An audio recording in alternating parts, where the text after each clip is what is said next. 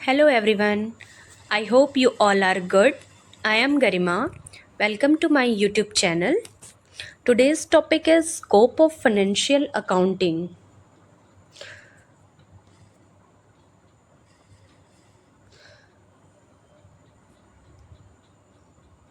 The scope of financial accounting broad and covers a range of essential activities.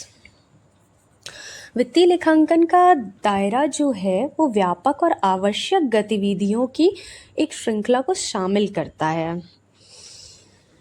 वित्तीय लेखांकन का क्षेत्र व्यापक गतिविधियों को और आवश्यक गतिविधियों को शामिल करता है। आइडेंटिफाइंग एंड मेजरिंग ट्रांजैक्शंस, अब इसके अंतर्गत क्या क्या आता है, तो ट्रांजैक्शंस को पहचानना और उन्हें मेज़र करना।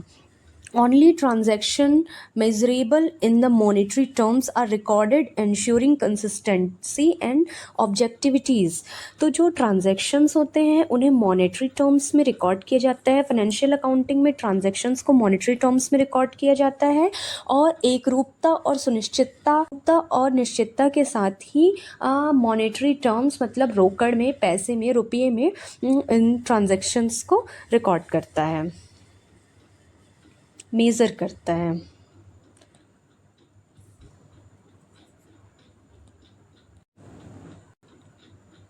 रिकॉर्डिंग एंड क्लासीफाइंग, अब सेकेंड ऑब्जेक्ट है इनका कि recording and classifying. Transaction are first recorded in journals, तो ट्रांजैक्शन जो हैं वो फर्स्ट जर्नल में रिकॉर्ड किए जाते हैं and then categorise into ledger for easy analysis and reference.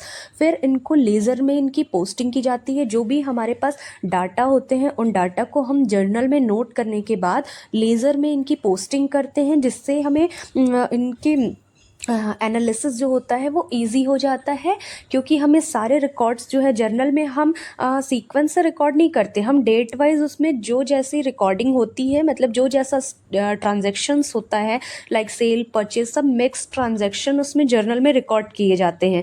But laser में उनको कैटेगराइज किया जाता है, सेल एक साथ होते हैं, परचेज का एक ग्रुप बनाया जाता है, सेल का एक ग्रुप बनाया जाता है और इन ग्रुप को ही रिकॉर्ड मतलब इन ग्रुप के बेस पे ही हमारा जो एनालिसिस होता है वो इजी हो जाता है।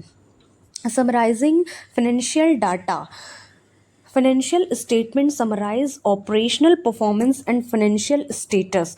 तो जो डाटाज होते हैं इनको समराइज़ किया जाता है। नेक्स्ट ऑब्जेक्ट है इसका समराइजिंग फाइनेंशियल डाटा, जो इनको समरी, इनका संक्षेपण करना। अब इनका संक्षेपण कैसे होता है, financial statement summarise operational performance, और जो इनकी औपचारिक प्रक्रियाएं होती हैं और वित्तीय को समराइज़ किया जाता है। समराइज़ करके फाइनेंशियल स्टेटमेंट बैलेंस शीट तैयार की जाती है, जिससे कि हमें कंपनी अपने बिजनेस का एक्चुअल पोजीशन और स्टेटस पता चलता है, बिजनेस की क्या पोजीशन है हमारी।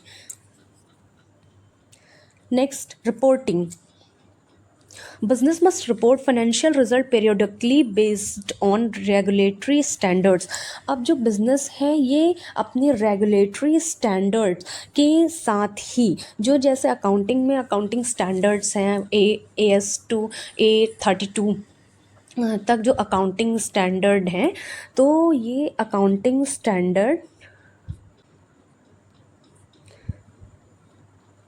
हमारे जो accounting standard 1 to accounting standard 32 तक हैं, है ना। तो ये जो अकाउंटिंग स्टैंडर्ड है इनके अकॉर्डिंग जो हमारे फाइनेंशियल रिजल्ट बनते हैं, फाइनेंशियल रिजल्ट कैसे बनते हैं, या तो क्वार्टरली बनेंगे, मंथली बनेंगे, क्वार्टरली बनेंगे, हाफ ईयरली बनेंगे, एनुअली बनेंगे।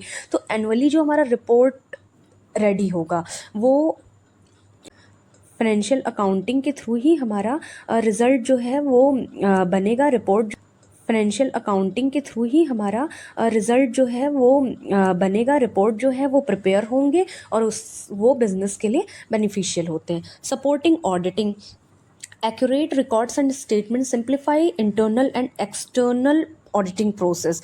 अब जो हमारा ये अकाउंटिंग फाइनेंशियल अकाउंटिंग है, ये हमें ऑडिट में भी सपोर्ट करता है, क्योंकि हमने तो डाटा बना लिया, डाटा बनाने के साथ में ही हमने बैलेंस शीट फाइल कर लिया। बैलेंस शीट से हमें क्या पता चलता है? एक्चुअल पोजीशन पता चलता है। बैलेंस शीट से जब हमें एक्चुअल बिजनेस की पोजीशन पता चलेगी, अब हमें कैसे पता कि जिस अकाउंटेंट ने बनाया है वो करेक्ट बनाया है या रॉन्ग बनाया है? तो इसको करेक्ट, इसका जो ऑडिट होता है वो ऑडिटर के थ्रू होता है। और ऑडिटर के थ्रू होने से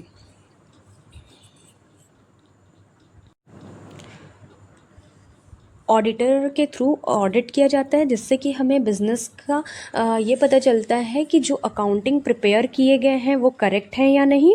तो ऑडिटर, अब ये जो हमारे फाइनेंशियल अकाउंटिंग के स्टेटमेंट हैं, वो हमको रिकॉर्ड्स को चेक करने के लिए, सिंप्लीफाई करने के लिए इंटरनल ऑडिट और एक्सटर्नल ऑडिट में हेल्प करते हैं। जब रिपोर्ट बना होगा तभी तो उन्हें चेक किया जाएगा। ये अकाउंटिंग के थ्रू ही पॉसिबल है। एंश्योरिंग अकाउंटेबिलिटी, जवाबदेही सुनिश्चित करना। तो financial accounting provide transparency in how an organisation uses its resources. तो वित्तीय लेखांकन जो है वो हमें ये ट्रांसपेरेंसी, पारदर्शिता प्रोवाइड करता है कि कैसे हम अपने ऑर्गेनाइजेशन के, कैसे हम अपनी संस्था के रिसोर्सेज को यूज़ कर सके, कैसे यूज़ कर सके और कैसे बहुत अच्छे तरीके से यूज़ कर सके। मैं से इनको हम अपने रिसोर्सेज को यूज़ करें कि ये वेस्ट ना हो। आज के लिए इतना ही, मिलते हैं अपने नए टॉपिक के साथ। Thank you.